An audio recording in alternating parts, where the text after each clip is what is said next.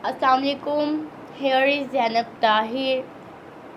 I am here today to present an article related to pediatric malabsorption syndromes, authorized by Michelle M. Fitzek, MD, Don W. Thomas, MD.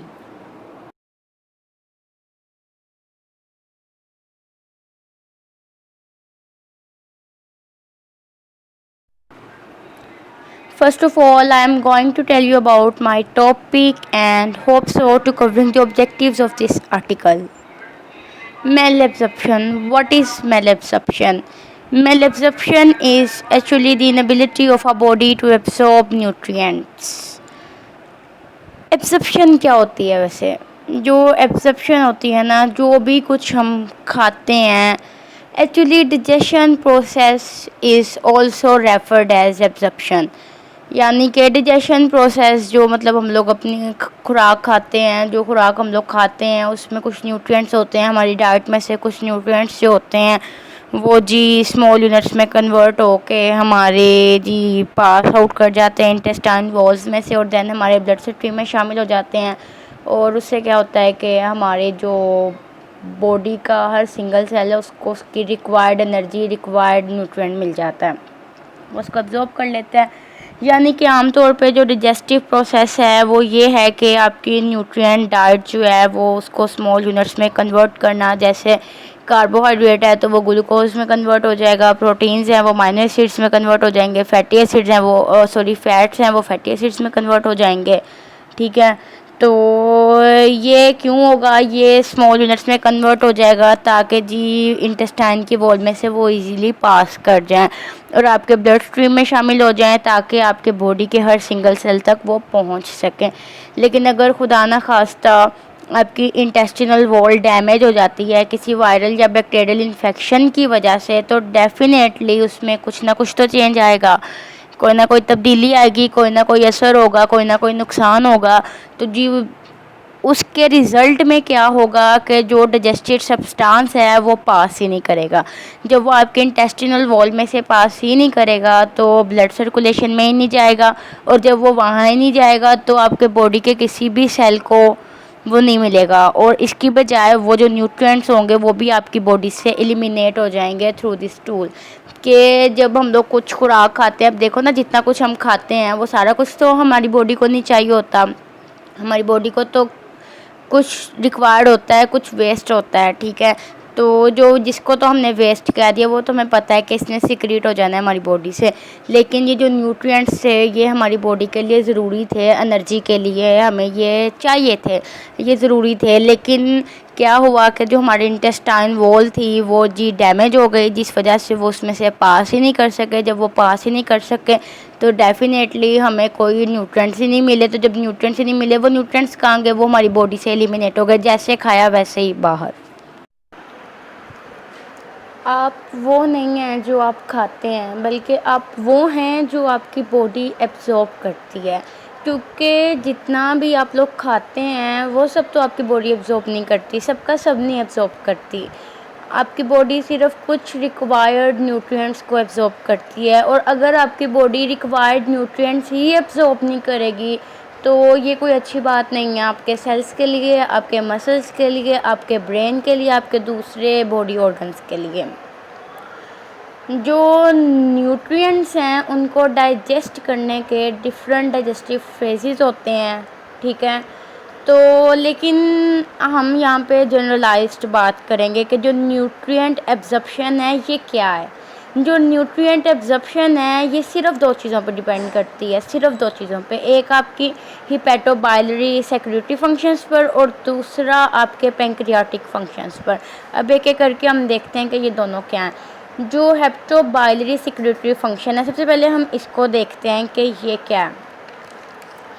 जो आपका liver होता है, liver एक complex secretary product produce करता है जिसे हम bile कहते हैं, और बाइल के फंक्शन को हम हिपेटोबाइलरी फंक्शंस के कहते हैं।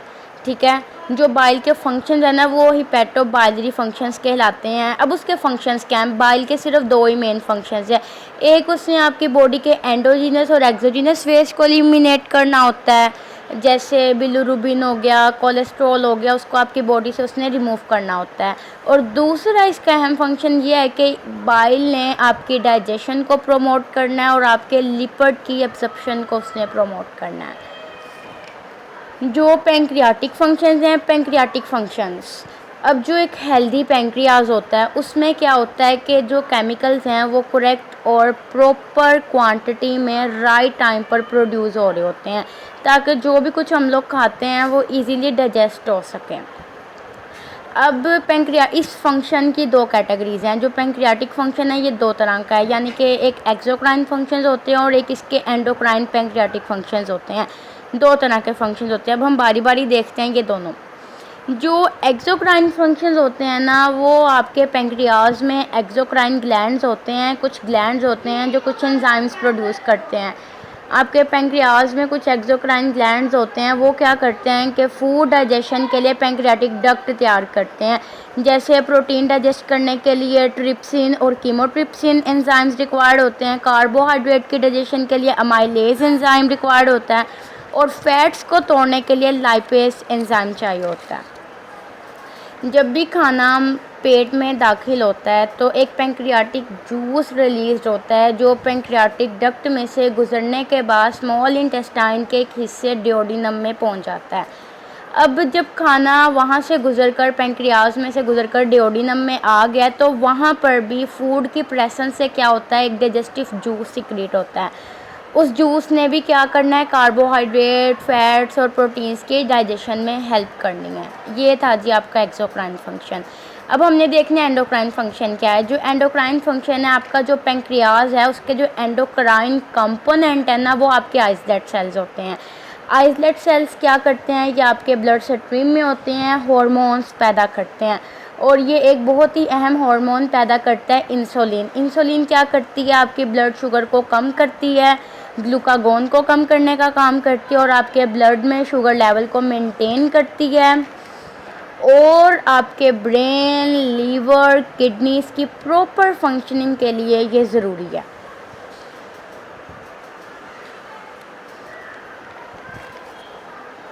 जो आपकी गैस्ट्रोइंटेस्टिनल डिसफंक्शनिंग है ना, ये लिंक करती है possible cause of failure of thrive से। अब ये फेलियर ऑफ थ्राइव क्या चीज़ है, जब कमज़ोरी के बाइस आपका जिस्म डाइट में से न्यूट्रिएंट को एब्जॉर्ब ना कर सके, ये है जी आपका फेलियर ऑफ थ्राइव।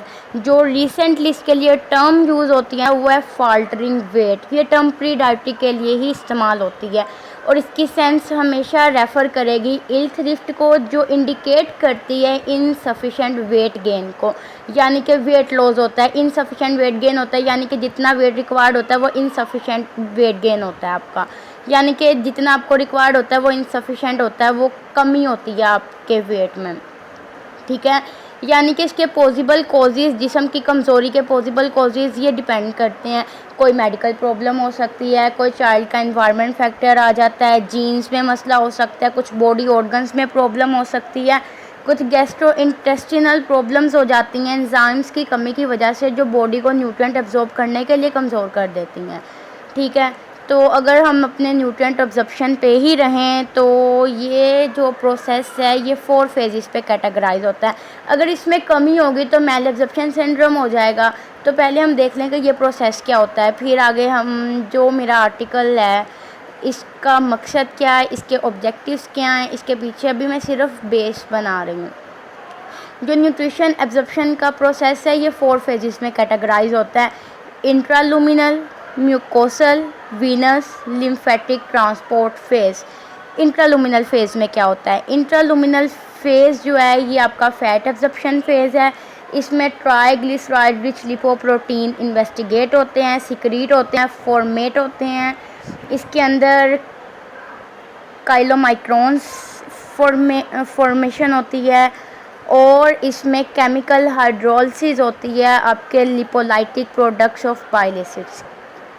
ठीक है, और इसमें बहुत से biochemical, ultra structural and morphological changes भी आते हैं। अब हम देखते हैं म्यूकोजल फेज क्या होता है। जो आपका बेसिक लुमिनल फेज है ना, ये आपकी वो स्टेज है in which dietary fats and proteins, carbohydrates are hydrolysed. and also solubilized by secreted digested enzymes and bile. जो आपकी म्यूकोजल फेज है ना, ये रिलाइज करती है किस पे, integrity of the brush border membrane of intestinal epithelial cells to transport that digested products from lumen to into the cells, from lumen into the cells. Lumen कहते हैं बॉडी कैविटी को। जो वीनस है ना, वीनस सिस्टम में, venous phase में क्या होता है, आपकी जो वेन्स है उनकी इन्हांसमेंट होती है और एंटीग्रेड ऑफ हेपाटिक वेन्स होती है। जो लिम्फेटिक ट्रांसपोर्ट फेज़ है, इसमें ये फोर्थ और इम्पोर्टेंट फेज़ है। इसमें क्या होता है, लिम्फेटिक्स जो हैं ये एक इसेंशियल ट्रांसपोर्ट परफॉर्म करते हैं और immune cells regulatory functions provide करते हैं और मेंटेन करते हैं होम्योस्टेसिस को गैस्ट्रोइंटेस्टिनल ट्रैक में। जो लिम्फेटिक्स हैं ये इसेंशियल होते हैं एलुसिडेटिंग कंट्रीब्यूशन में, ताकि जो हमारे कॉन्टिनेंटल और acquired form of gastrointestinal pathology है ना, उसके लिए ये इसेंशियल होते हैं। मैलएब्जॉर्प्शन जो है नॉर्मली अकर करती है कॉमन चाइल्ड में फॉर अ डे और too during severe cases of stomach and intestinal flu. It rarely lasts much longer since the surface of the intestine heals quickly without significant damage. In these cases, malabsorption is no cause for concern. However, chronic malabsorption may develop if two or more of the following signs and symptoms persist. Then notify your pediatrician. It's your condition. If I am talking about the signs and symptoms of malabsorption that are showing on the screen are malodorous stool, बदनुमा feces, chronic diarrhea, इसमें जो diarrhoea की condition है वो severe हो जाती है। Failure to thrive, ये मैं पहले भी बता चुकी हूँ कि कमज़ोरी के बाइस जो आपका जिस्म है वो डाइट में से न्यूट्रिएंट्स एब्जॉर्ब नहीं कर सकता। वेट लॉस, वज़न में कमी, लॉस ऑफ एपिटाइट, भूख में कमी या भूख का ना लगना, सब नॉर्मल ग्रोथ यानी कि गैर मामूली growth, means lack of normal development. Oedema कहते हैं वर्म में कमी यानी आपकी रगों में सोजिश हो जाती है।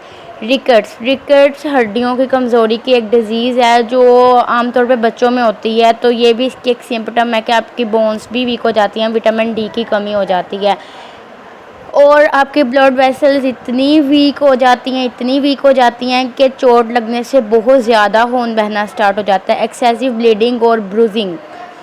डिक्रीज मसल मैस यानी कि जो पट्टों के बड़े पैमाने पर कमी वाक़या होना।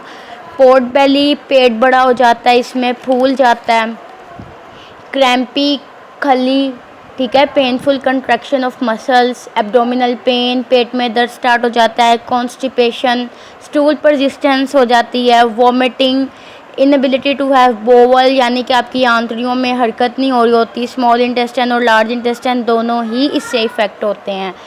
स्वेलिंग हो जाती है पेट में। इंटेस्टिनल ऑब्स्ट्रक्शन और एट्सेट्रा यानी इंटेस्टिनल ऑब्स्ट्रक्शन ये मेन है, इसमें आंतड़ियों में रुकावट हो जाती है। इसमें आपके बहुत स्मॉल इंटेस्टाइन और लार्ज इंटेस्टाइन अफेक्टेड हो जाते हैं। And if obstructions are serious and need to be treated immediately. These symptoms can cause post gastrectomy यानी कि मैदा निकालने का अमल, या ये मतलब ना सर्जरी होती है अफेक्टेड पार्ट की।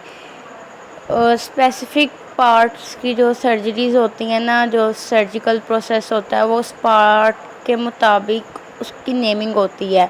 तो पोस्ट गैस्ट्रेक्टोमी का ये स्टमक से रिलेटेड है, तो स्टमक की सर्जरी या उसका कोई अफेक्टेड पार्ट, उसकी रिप्लेसमेंट या उसकी सर्जरी। और अब ये देखें कि मैलएब्जॉर्प्शन इतनी सीवियर भी हो सकती है। और दूसरी इसकी जो मतलब नुकसान है या ये क्या चीज़ कॉज कर सकता है, ये पेंक्रियाटिक लाइपेज एंजाइम की डेफिशिएंसी हो सकती है या उसकी इनएक्टिवेशन हो सकती है। एक्सोक्राइन पेंक्रियाटिक इनसफिशिएंसी यानी कि एक्सोक्राइन ग्लैंड्स की कमी हो सकती है।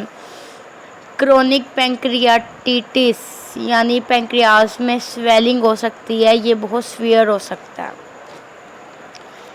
सिस्टिक फिब्रोसिस, अंबानी कैफियत। सिस्टिक फिब्रोसिस जो है ना, ये सीवियर डैमेज होता है लंग्स का, डाइजेस्टिव सिस्टम का और दूसरे बॉडी ऑर्गन्स का। It directly affects the cell produces mucus, sweat and digestive juices. और इसका सबसे बड़ा जो कॉज है वो है pancreatic insufficiency, means pancreas does not make enough enzyme the body uses to digest food. Lactose intolerance हो सकती है, यानी कि people with lactose intolerance are unable to fully digest the sugar. Lactose, जो लैक्टोज है वो एक शुगर है, और अगर लैक्टोज इंटॉलरेंस हो जाएगी तो जो लोग हैं वो अनेबल हो जाएंगे, मतलब वो इस काबिल ही नहीं रहेंगे कि जो दूध के अंदर लैक्टोज शुगर मौजूद है वो उसे ही डाइजेस्ट कर सकें। और आपको पता है कि मिल्क हमारे लिए कितना बेनिफिशियल है, हमारी हेल्थ के लिए, हमारी बोन्स के लिए। इसकी सबसे बड़ी जो कॉज है वो है सीलिएक डिज़ीज़। ये एक डिज़ीज़ है, मर्ज़ शकम कहते हैं इसको उर्दू में। और इसके अंदर क्या होता है, ये मेल एब्जॉर्प्शन के सारे साइंस इसमें मतलब शो होते हैं पेशेंट पे, और पेशेंट को डायरिया भी इंक्लूड है इसमें। और स्टेटोरिया ये एक नई टर्म है, ये वेट लॉस से रिलेटेड है, उसी को रेफ़र करती है। इसमें मतलब फैटी फीसिस होता है, और ये ग्रोथ फेलियर इन चिल्ड्रन। इसके बाद एक डिज़ीज़ है Crohn disease. Crohn disease a disease which causes inflammation of intestines. Scleroderma, ये जल्द की बीमारी होती है। Dermatosclerosis, scleroderma. स्क्लेरोडीमा बेसिक एक ऑटो इम्यून डिज़ीज़ है जो आपके ब्लड वेसल्स और आपके कनेक्टिव टिश्यूज़ को डैमेज करती है, उनको इफ़ेक्ट करती है। और इसमें आपके कनेक्टिव टिश्यूज़ जो हैं, फिब्रस कनेक्टिव टिश्यूज़, वो आपकी स्किन में डिपॉजिट होना शुरू हो जाते हैं। एम्लोइडोसिस, ये भी एक डिज़ीज़ है। अमाइलोइडोसिस, ये वो डिसऑर्डर है जिसमें आपके ऑर्गन्स और आपके टिश्यूज़ में अमाइलॉइड डिपॉजिट होना स्टार्ट हो जाता है। और लिम्फोमा, और ये सबसे ज़्यादा ख़तरनाक डिज़ीज़ है। ये ब्लड कैंसर की एक टाइप है जो आपके वाइट ब्लड सेल्स की ग्रोथ को आउट ऑफ कंट्रोल कर देती है, और इससे आपकी बॉडी को डैमेज होगा। Because excess of everything is bad. Different nutrients have different digestive phases. Digestion of fatty acids देखते हैं क्या है। इसमें सिर्फ 5 से 6 बातें हैं, ठीक है। पैंक्रियाटिक सिक्रेशन और हिपैटोपाइलरी सिक्रेशन, जैसे कि मैं ऑलरेडी बता चुकी हूँ, बस वो ही है इसमें, ठीक है जी। कि जो भी मैंने एंजाइम्स बताया, exocrine glands, endocrine glands, enzymes और बाइल का फंक्शन, वो सारा कुछ, ठीक है। फैटी एसिड की डाइजेशन के लिए ये चीज़ें ज़रूरी हैं। तो केमिकल्स, एंजाइम्स अपने करेक्ट क्वांटिटी में, राइट टाइम में जो फूड के साथ मिक्स होकर फैट की डाइजेशन कर देंगे, तो ये है बस। इस इंट्रालुमिनल फेस में क्या होगा कि फैट्स टूटकर छोटे छोटे पैकेट्स, डाइटरी पैकेट्स में कन्वर्ट हो जाएंगे, और उन पैकेट्स को हम मिसल्स कहते हैं, जो कि पैंक्रियाटिक एंजाइम को फैसिलिटेट करेंगे ताकि वो इजीली मिक्स हो जाएं और फैट्स अच्छे से डाइजेस्ट हो जाएं। इंट्रालुमिनल का वर्ड यहाँ पर साथ साथ इसलिए है क्योंकि ये इंट्रालुमिनल फेज़ है जो सारे का सारा फैट्स का डाइजेशन फेज़ है। डाइटरी पैकेट्स बनने के बाद जो वो फैट्स के जो ब्रेक हो चुके हैं पीसेस, फैट्स हैं, वो ब्रेक होकर फैटी एसिड्स में कन्वर्ट हो जाते हैं। तो वो जो फैटी एसिड पैकेट्स हैं, डाइटरी पैकेट्स हैं, वो एब्सॉर्ब्ड होंगे, वो अगेन रीपैक्ड होंगे, और इस रीपैकिंग के बाद वो डाइटरी फैट्स काइलोमाइक्रोन्स बन जाएंगे। जो काइलोमाइक्रोन है ना, माइक्रो का जो लफ्ज़ी मतलब है वो होता है छोटा है, तो काइलोमाइक्रोन्स यानी कि जो फैट्स के रीपैक, छोटे छोटे पैक्स, रीपैकिंग हुई है ना उनकी आफ्टर एब्जॉर्प्शन, तो उन्हें हम काइलोमाइक्रोन्स कहेंगे। इसी वजह से हम उनको काइलोमाइक्रोन्स कहते हैं कि काइलो मतलब उनकी रीपैकिंग हुई होती है, ठीक है, आफ्टर एब्जॉर्प्शन। और माइक्रोन्स के वो छोटे पैकेट्स होते हैं।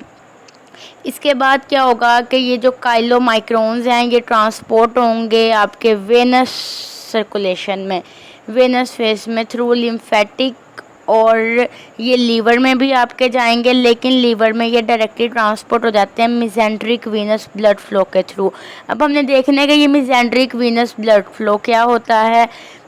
एक्चुअली जो मिजेंट्रिक वीनस ब्लड फ्लो ये तो ब्लड का फ्लो गया ना through veins.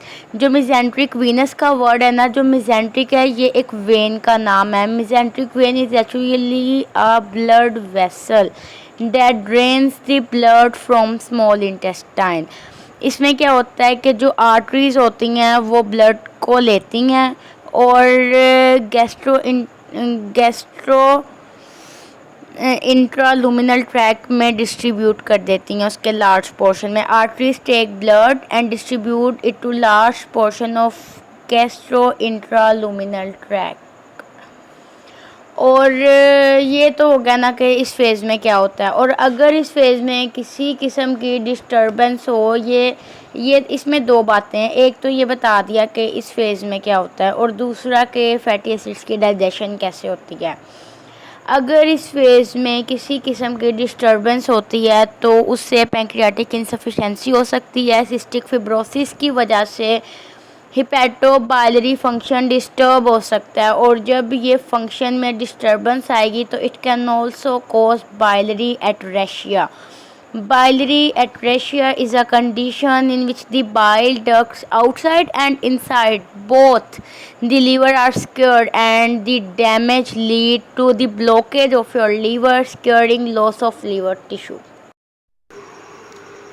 Different food items have different sites of maximal absorption depends upon their digestive phases. For example, some items and their sites of maximal absorption are displaying on the screen.